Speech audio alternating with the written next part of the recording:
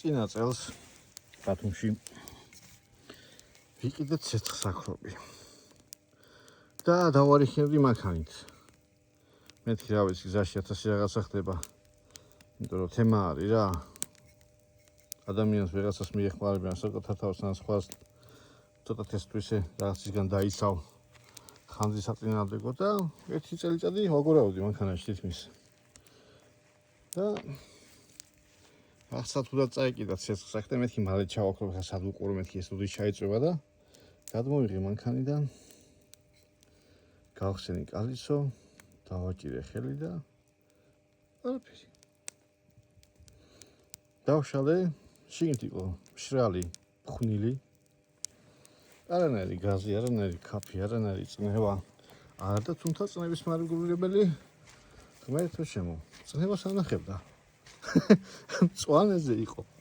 ყველაზე საცილო არისო. просто შევინახე რა.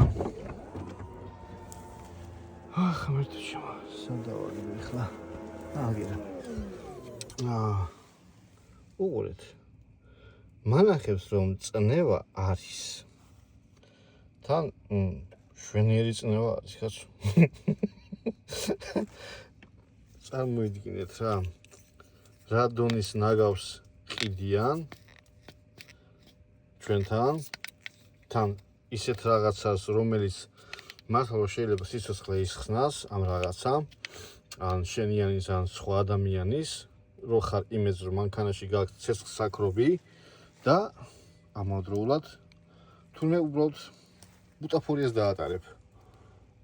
მე ეს არ მესმის რა. ასეთ რაღაცაზე მაინც არ უნდა ხდებოდეს თაღლითობა და ესეთი რაღაცა მაინც უნდა იყოს კაცად გაკონტროლებული და ისე იყიდებოდეს როგორც წამალი რა. სრული ამ სიტყვის მნიშვნელობით, იმიტომ რომ ეს ვიღაცის სიცოცხლეს გადაარჩენს, მაგრამ თუ ესე იქნება და შენ იმის იმედზე ხარ და როგორც მე გავხსენი, გამოვიყენე და არაფერი, ჩათვალე რომ ძალიან ცუდი სიტუაცია იქნება. ძალიან ცუდი. აგერ კიდე დავაკვირდეთ. მაჩვენებელი მიჩვენებს რომ არის წნევის ქვეშ. არაფერი. საერთოდ არაფერი. ხელი დავშალდი და ას დამჭირვებია რა მექანჩის გამოყენება. ხელი დავშალდი ეს ყველაფერი. კაი თუ ჩემი ხელი გამოხსენი. იმედიანად მეთქი აი ეს არის და გამოვიყენებ დანიშნულების მიხედვით მეთქი მაგრამ და შენც არ მომიკვდე. არანაირად. ასე რომ არ ვიცი ამას ალბათ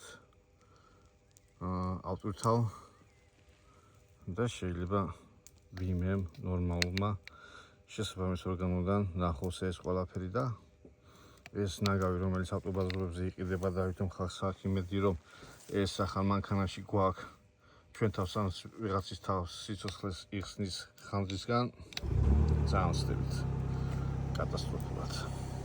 სამწუხაროდ